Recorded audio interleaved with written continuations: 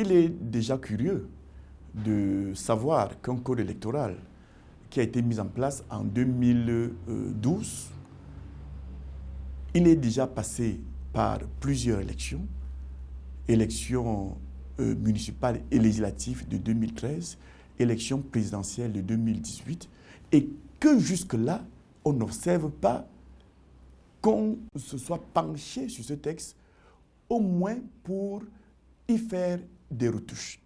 Il faut quand même qu'on se le dise, une norme juridique doit s'adapter à l'évolution du temps. On doit pouvoir tirer des leçons de l'expérience pratique que rencontre l'application d'un texte qui a été conçu sur le plan théorique. À la suite d'une élection, il est donc important qu'on fasse le bilan et qu'on se projette dans l'avenir pour voir ce qu'on n'a pas pu bien réguler. J'appelle ici à l'exigence d'une réforme chaque fois qu'un texte est expérimenté. Et nous parlons ici du code électoral. Vous avez vu que les acteurs du processus électoral ont toujours décrié un certain nombre de choses.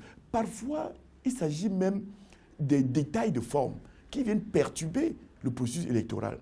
Il est donc important que ceux qui sont chargés de faire les lois aient une oreille d'écoute, notamment lorsque des revendications, des réserves s'élèvent.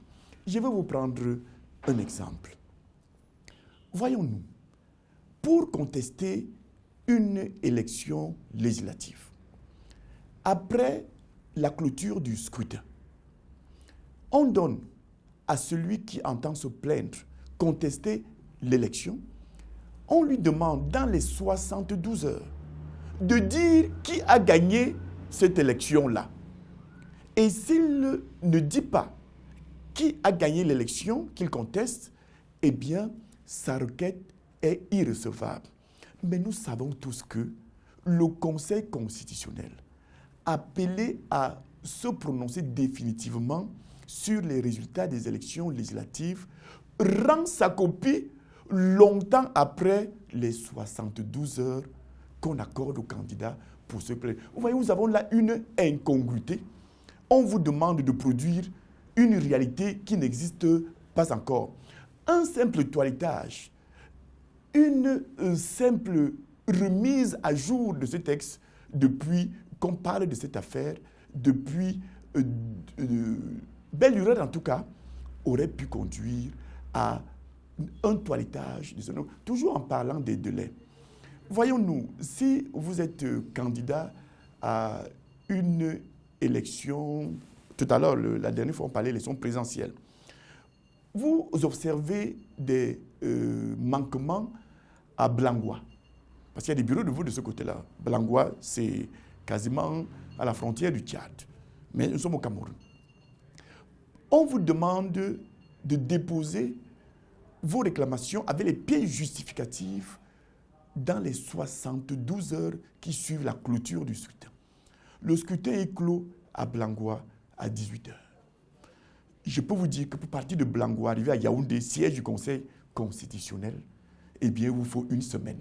Vous n'aurez jamais le temps d'arriver à temps. Voilà autant de choses. Peut-être on aurait pu penser ici à une décentralisation ou une déconcentration du système de réception des revendications ou des requêtes, notamment pour des élections, où les dossiers doivent être déposés à la capitale du Cameroun. Vous savez qu'il y a entre Yaoundé et Blangois, il faut compter environ, en tout cas plus de 1000 kilomètres. Et quand nous connaissons l'état de nos routes, des voies de communication, il faut vous dire que ce n'est pas du tout évident. Nous parlons, pour le décrier, du bulletin unique. Pourquoi n'adopte-t-on pas le bulletin unique, tant réclamé par les acteurs? Cette technique de vote qui empêcherait les fraudes, qui consistent notamment, pour certains acteurs candidats, à s'embusquer quelque part après le vote des citoyens et demander à ces citoyens qu'ils ont parfois eux-mêmes affamés de venir leur remettre les bulletins des adversaires qui n'ont pas placés dans l'urne et recevoir quelques prébendes. En adoptant le bulletin unique, on contournerait ainsi ces malfaiteurs en matière électorale. On a souvent décrié le fait que la réalité selon laquelle seul le bulletin de Elekam fait foi. Le procès verbal, je voulais dire, d'Elekam fait foi. Alors que tous ceux qui font partie de la commission locale sont signataires des mêmes documents.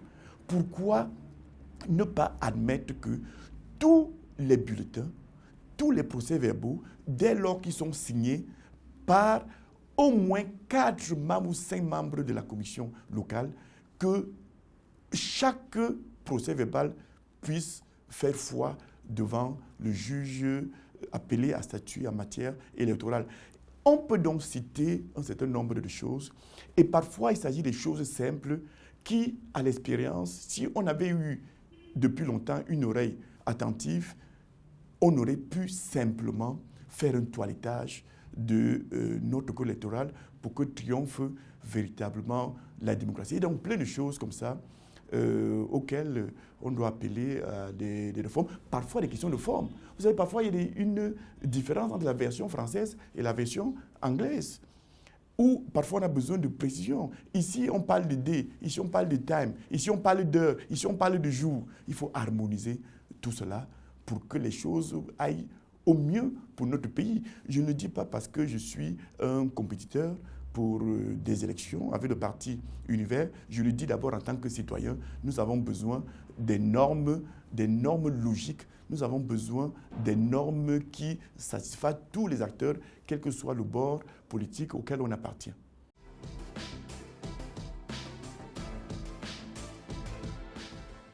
Et je l'ai dit déjà quelque part, chaque acteur a ses stratégies, a ses tactiques.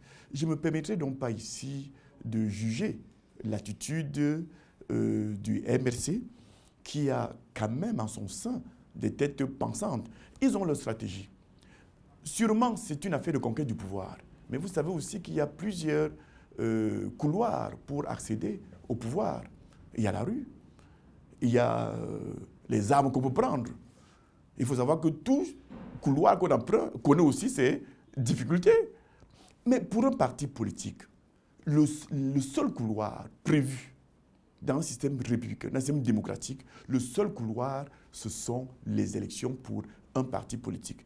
C'est donc avec beaucoup de regrets qu'on peut noter que certains choisissent de ne pas aller aux élections, alors qu'ils ont pris sur eux de créer des partis politiques. Il y a le boycott, comme vous le dites, explicite, mais il y a aussi le boycott implicite. Souvenons-nous que le Cameroun a plus de 300 partis politiques, mais il me semble qu'il y a moins de 50 partis politiques qui participent à ces élections. C'est là aussi une façon de boycotter et une attitude que je trouve à la limite absurde. Pourquoi créer un parti politique qui a pour seul couloir d'accession au pouvoir les élections et le moment venu, lorsque l'échéance se présente, on se débine.